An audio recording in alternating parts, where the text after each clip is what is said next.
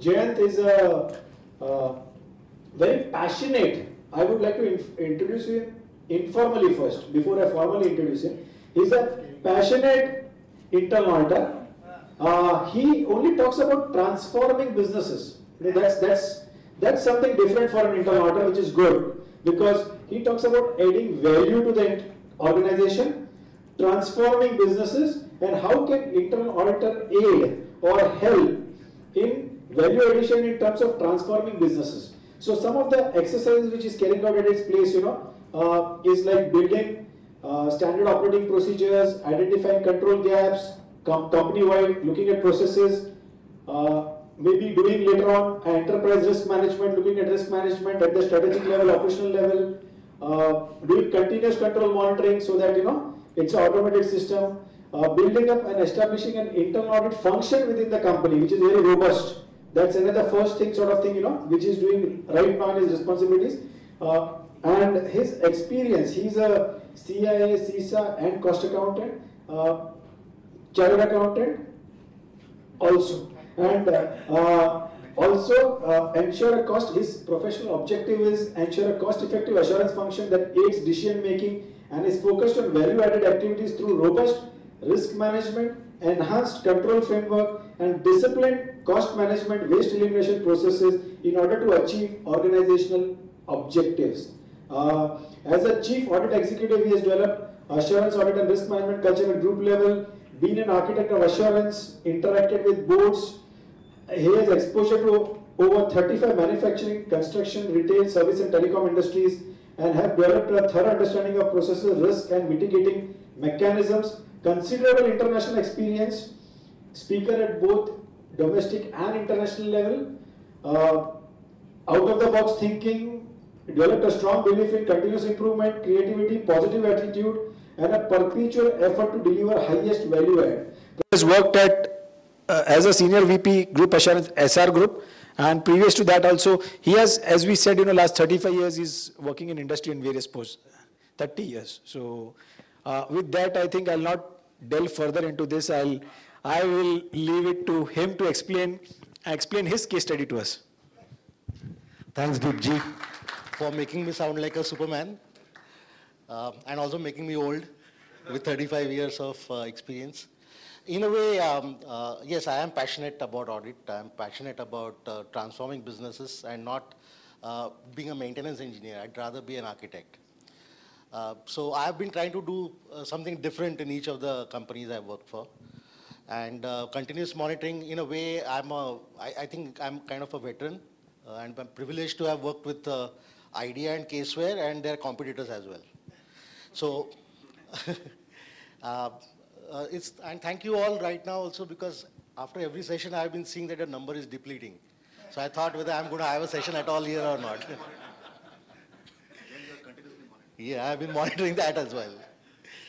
So I'm not going to tell you a lot of theory. I'm going to just share my experiences with you. And I'm going to tell you lots of stories, because that's, I think, the best way of learning and to keep everyone awake as well. So the first learning or first experience which I would like to share with you is that, yes, it's nice to see a dream, but it's better to live that dream. Okay, so the idea of continuous monitoring actually was sown sometime when I was with Tata Motors, and Mr. Devdar also was there at that time. And I was sitting with my chief internal auditor that time. His name was Mr. Shyam Sundar, and he was an industrial engineer. And me being a chartered accountant, he was actually going through the annual report and the auditor's report at that in the annual report. And he told me, this audit report scares me. So I asked him, why does it scare you? So he says, look at the language of this. I'm talking about maybe 93 or so. And he says, see, you say that, the balance sheet and P&L reflects a true and fair view of the company's affairs, insofar as the books were produced before us. Okay? And accordance to the information and explanation given to us. And on top of that, you're not even certifying, you're saying you're reporting. So today's age is one where we can't give a reasonable assurance. Management wants a no surprises environment. And how do you provide that no surprises environment? For example, when I joined RPG, as the head of audit there. At that time, RPG Group was all formed by takeovers of various companies. So along with the companies came the management, came the people, came the processes, and the businesses ranged right from agriculture to computers. You had Harrison Malayalam, which was into tea and rubber. You had Zensar, which was into computers. You had KEC International, which was laying transmission towers. CESC, which was in the business of power generation and transmission. Then you had Philips Carbon Black, which was manufacturing carbon black. Saregama, which was into music.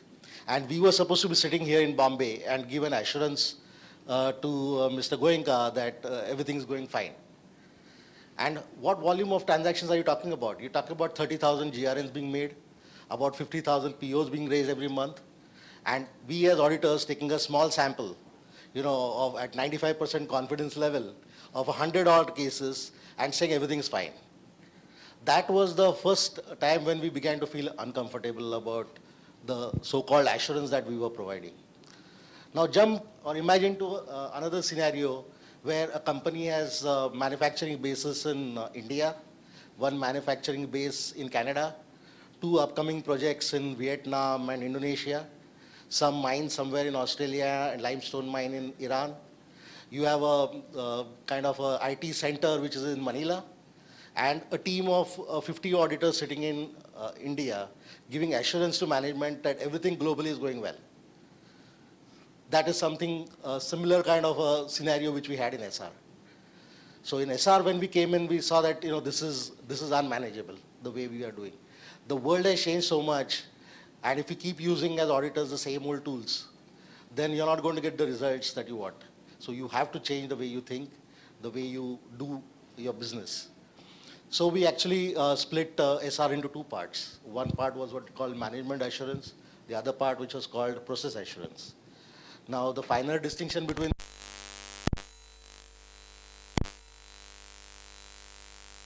there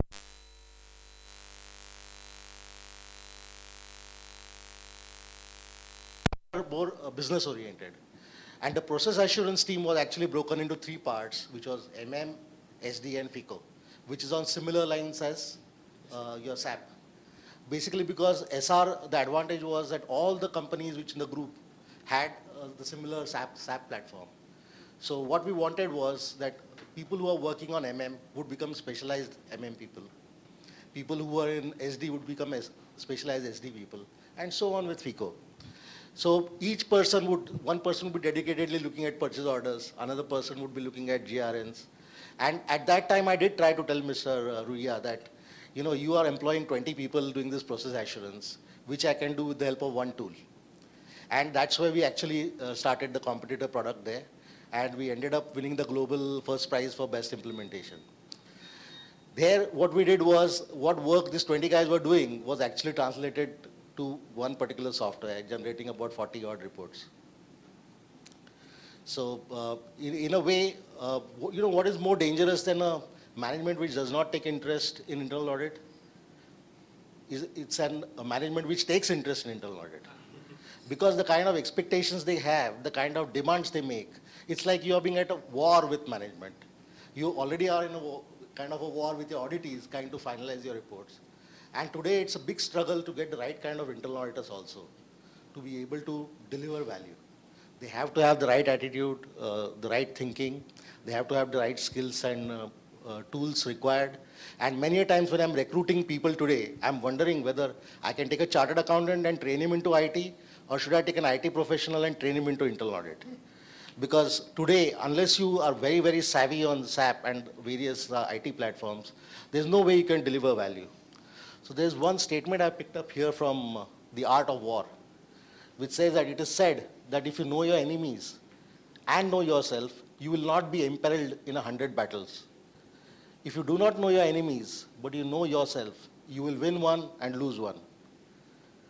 And if you do not know your enemies nor yourself, you will be imperiled in every single battle.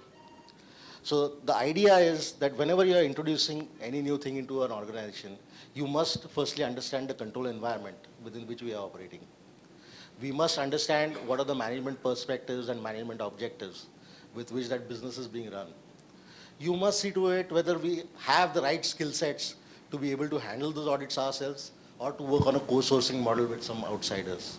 And last but not the least, are you using the latest tools and technologies which are available to you, but which you're shying away from, basically because you never want to look at anything new.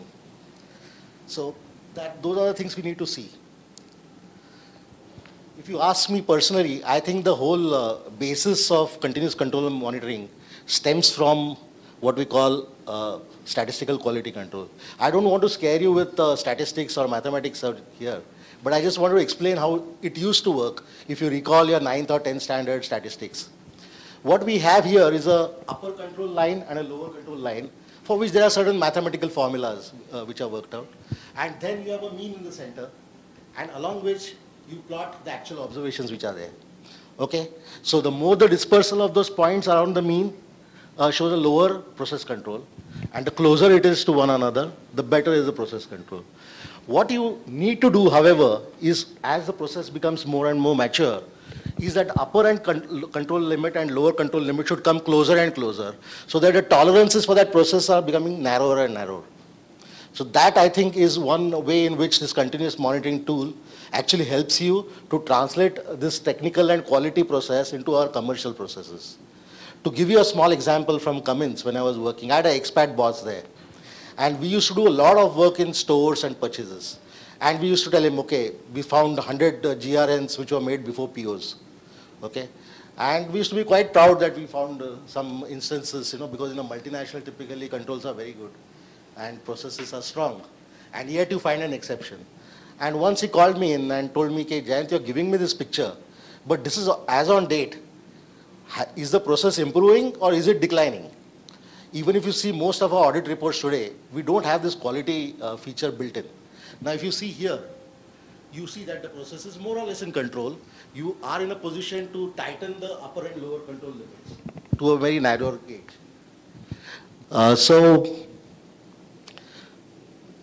That's basically what we need to do. Because if I'm going to give him a snapshot as on today that so many GRNs are made before POs, I must monitor it again and again to be able to tell him whether the process is improving or it is declining, which we as auditors never do because of our audit universe. If at all I were to pick up an audit like this again, if you look at a universe like SR or RPG, it would be 3 years by the time I touch this area again, because I would have gone into several other newer areas. So we need to give some kind of assurance, and what better to give this assurance than using an automated tool. So a little bit of theory here. Global continuous monitoring is actually a process as well as a technology. There is no way in which we can do it manually. It has to be done in an automated manner because of the sheer volume of transactions, the complexity of transactions as they stand today, and the global exposure and the dispersal of activities which there are. This is to detect compliance to various processes and to identify the risks. It applies not only to financial processes but also to operational areas. The way we look today at internal audit is, I would rather give management a saving of 1% in their direct material costs than tell them that, in some case, the particular voucher has been signed by manager finance instead of VP finance. So that's the change of focus which we need. Every good process actually is a factor of people, processes, and systems. The cycle can only be as good as all these three people, so long as they are in balance. I already talked about people, that's the auditors who are slightly, I think, need to improve on technology, adopt technology. As far as processes and systems are concerned, many places you may have ERPs, which gives you a semblance of control, some kind of an assurance. But let me tell you from my experience, the moment we started this continuous monitoring tool, we found lots of instances where the IT people told us this was not possible, and actually we found exceptions there. So then they had to go back and look at the way they have configured the systems. We found a lot of instances where people were doing things out of SAP through Excel spreadsheets, and we actually found opportunities to tell them that now it has to go in SAP because everything should be on the backbone of SAP. So those are the kind of instances come out, where places where weak design is there. To give you an example, which we found in SR and to some extent with Kalpataru also now, is that, let's say you purchase steel and cement, most common items, in 3 or 4 companies. Okay, how do you know as auditors that the same vendor is not charging different prices to 3 different companies in your group? Is it possible to do this manually? It's not. I mean, you have to use some tools which will, look at these aspects and trigger off an exception to you, saying that please look into it. The same vendor is charging 3 different rates. Many a times we are told that controls are there, and when we run this exception report, we find that yes, they are there, but only in the standard operating procedure. It's not really implemented. So those kind of instances also get highlighted if you have a proper continuous monitoring. Most of the boards talk about governance, but that's all at 50,000 feet. We are the people who really work at the ground level, and we have to give them an assurance that controls are in place. And when we're talking about enterprise risk management, it's 24/7 job, and it's not a snapshot like I described earlier. It's an ongoing process. So we can tell whether a process is in control or not. The other era which has gone out now is one of sampling. Now today when I run a report, I have a choice whether I want to run from April to date or from June to date, so that selection is with me. But I give 100% assurance when I have seen it. There's no likelihood of something missing me, which would have happened if I was using samples. Many a times in the Indian context, we don't even use samples properly. We do take an initial sample, we look at the exceptions which are coming out, but have we ever looked at the sampling error and gone back and revised the population? Anybody? So that doesn't happen. So our sample itself is not scientific in that scenario. So what are the kind of things which can check out of this continuous monitoring or idea caseware combination? Is inconsistencies which could be there. Your vendor master says one thing, your transaction processing file says some other things. Duplication, yeah, if you have duplicate payments, those are the kind of things which can get highlighted. Errors can get identified. Policy violations, if at all you have a certain policy. For example, your travel policy says that X grade and above can travel by air. Everybody else has to go by rail. Now, if you were to do these things manually, it's going to be very time consuming and not much of a value addition. So I'd rather use a tool to do it rather than spending my auditor's time in checking everything. Missing approvals, if at all approvals are not there. Many times in SAP also, we were surprised to find places where appropriate approvals are not being taken, basically because the approval process has not been put in the workflows. Incomplete data, your transaction masters. Have you all ever looked at transaction masters? When a vendor master is being created, many a times just the name and the code is put in there. His other details are not captured. So with the result that when you're actually doing the bill passing, how do you ensure that the correct amount of taxes have been levied and paid? Or if it's a service vendor, like Nipul said earlier, that whether TDS has been deducted appropriately or not. And then you can have this rupee volume limit errors. For example, you have purchase orders on an average which are valued at around 10 lakhs of rupees. So I'm in a position today to put in a trigger which says that alert me or give me an alert if at all a purchase order is going to exceed 10 lakhs. And that kind of a trigger comes to me. So I have an opportunity of checking a particular abnormal or a non-recurring event online almost, rather than going 6 months afterwards and then saying what happened in this case, was this PO made, was it properly approved? So at least the auditors are on the ball in that case. So these are the potential areas where continuous monitoring can be employed. What we have done at Kalpataru or with SR earlier also is to dissect the entire material management into various portions. You have purchase orders, you have GRNs, you have taxation, you have bill passing, you have payments, and looked at each of these things independently as well as looking at their interdependencies also. So we are in the process of doing this at Kalpataru. Almost 20 odd queries have been already built in, and we have a plan to go on to 100. And this looks at, I'll talk about the various aspects here. Cycle time between PR and GRN. Many a times internal auditors actually go out in the field and say there is obsolete inventory, there's non-moving inventory. All of us have made these reports, right? And what happens to that report? Can you get any action out of it?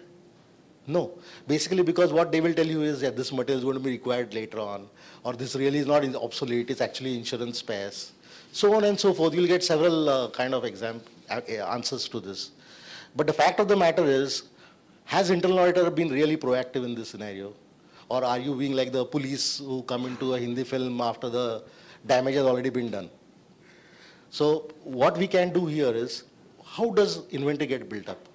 Inventory gets built up basically because the kind of formulas you have put in your SAP for reorder level, vendor lead time, all those things. So many a times we have found that if at all you look at this cycle time actually leads to your buildup of inventory.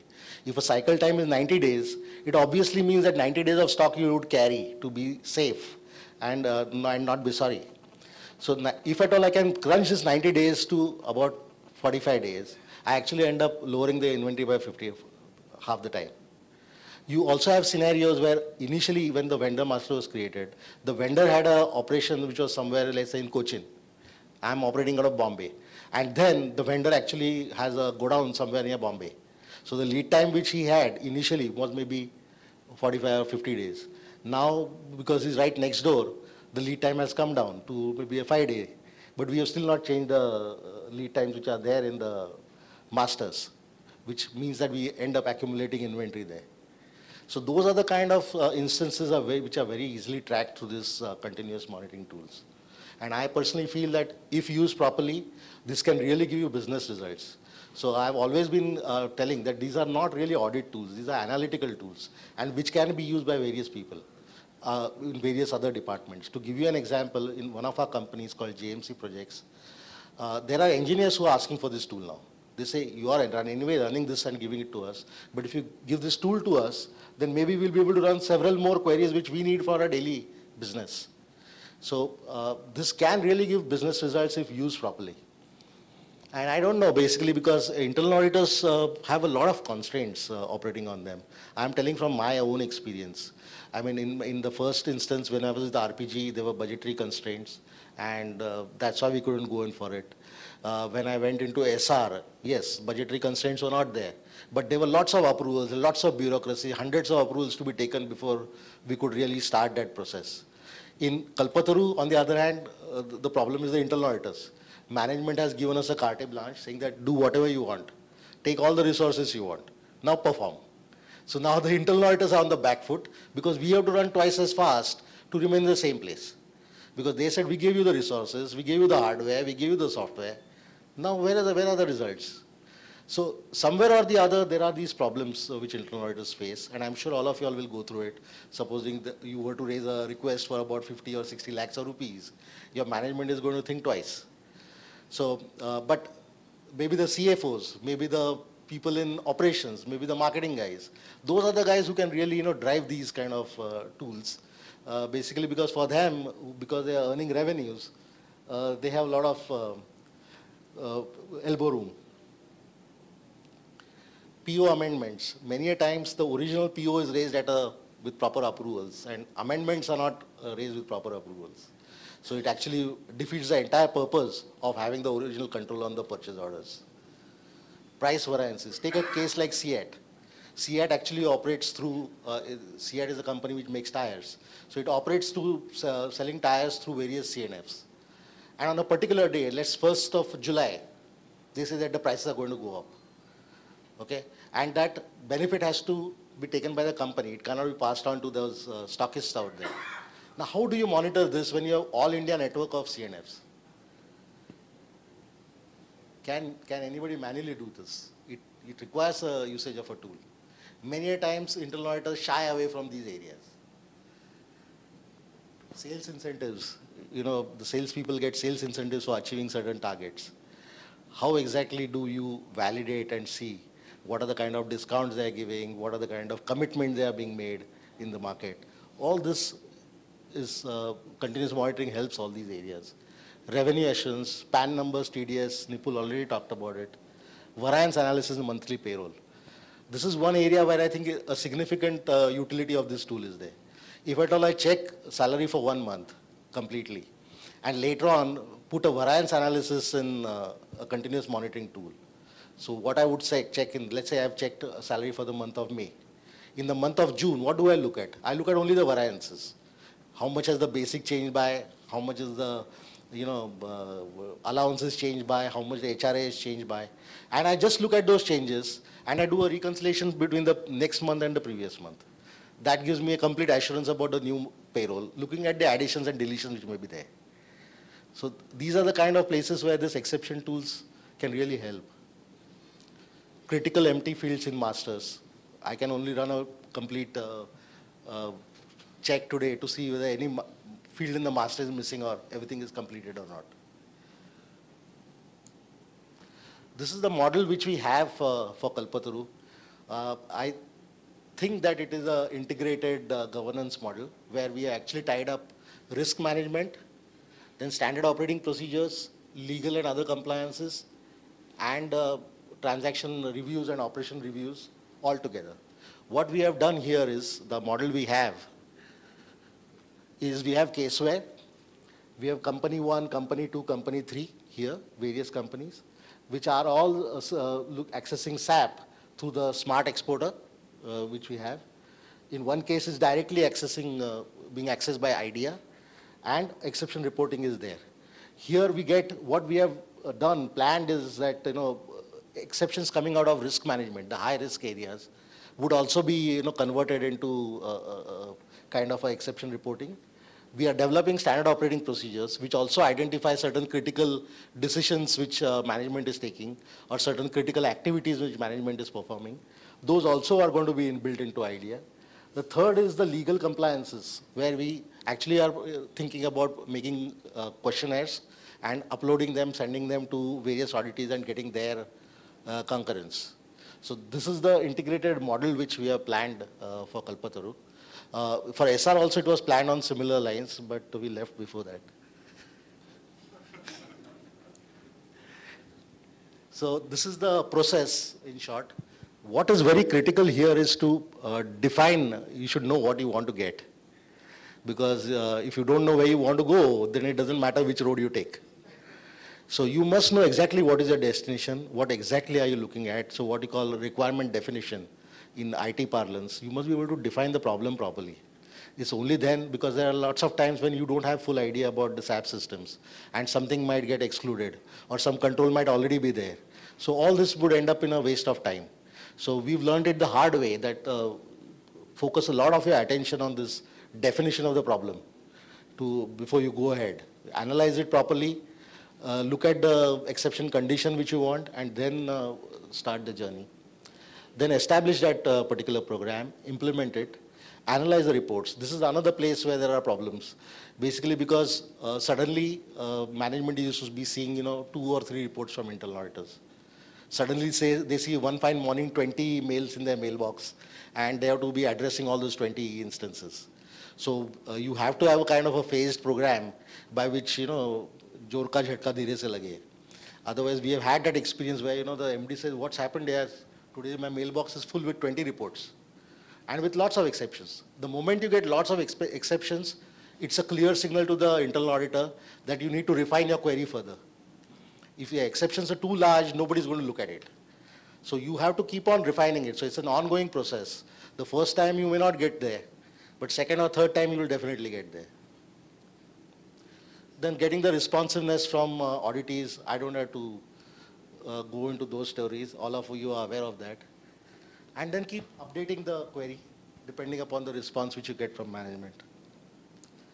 This is also another way of looking at it. So I was just sharing my experiences about requirement definition. The second thing is, once you are in this continuous monitoring, you are in it for the long haul. There is no comebacks. You can't exit out of it. Basically because the more you get into it, the finer nuances you will see. You will start seeing the utility of it all, and you will be getting into deeper and deeper. Not only that, your management is used to seeing certain controls being reported on by the auditors, and they'll keep on insisting that where is this report? It used to come, till last month. This month it's not come. So that's the second thing which will happen. The third thing is, systems are very dynamic. Every good management will always keep its system changing. So nothing is going to be static. Every time you think, okay, now my job is done, some service tax element will come in, some external risk will emerge by which you'll have to again start developing a query. At the same time, on the other hand, the IT guys, the moment you give certain reports, they might plug in the loophole. So if at all you find some instances where POs, GRNs are being made before POs, and you identify it and give it to the IT guys, they will put in a plug. So that particular query will become null and void from next month onwards.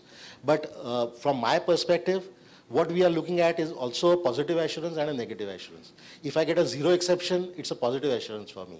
If it's a negative one, then that's one place where you have to work on. So either ways, the audit is benefiting.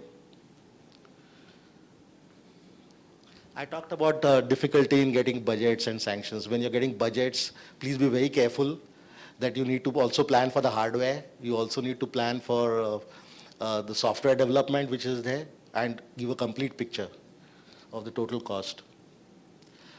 Licensing and maintenance every month, every year you have to give a maintenance charge so that you are in it. So you can't avoid that. You should be taking upgrades every year as they come, so that you have the latest technology working for you. And you need to integrate your audit workflows into this continuous monitoring. So that's one challenge which we are facing today, that the auditors are also busy in their daily or monthly routines, that this new initiative, I need to have somebody now recruited for it, because it's a whole-time job. We can't tell people that, okay, side by side do this as well. Advantages: in-depth and continuous validation of changes, reduces cycle time, downtime, improves services. Many a times you have service level agreements, but those service level agreements never get reflected into your processing or your SAP or any other ERP you're working on. So continuous monitoring helps you to do that.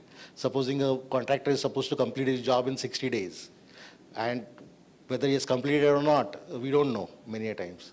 So these kind of checks can also be put in. Identifies abnormal non-recurring events, I talked about it. Promotes understanding of IT processes. The more and more you work with the continuous monitoring, the more and more you get integrated with your own ERP or SAP system, because you understand the finer and finer points of that ERP through the tool which you are using, because the IT guys keep telling you this is possible, this is not possible, this is the way we have configured our system. So your knowledge of IT systems also goes up. Enforces discipline and avoids manual processing. That's it. So I actually wanted to suggest that all those auditors who don't have automation or monitoring as a part of their kit should actually arm themselves with these tools, because I think they give real value. Thank you, and happy monitoring.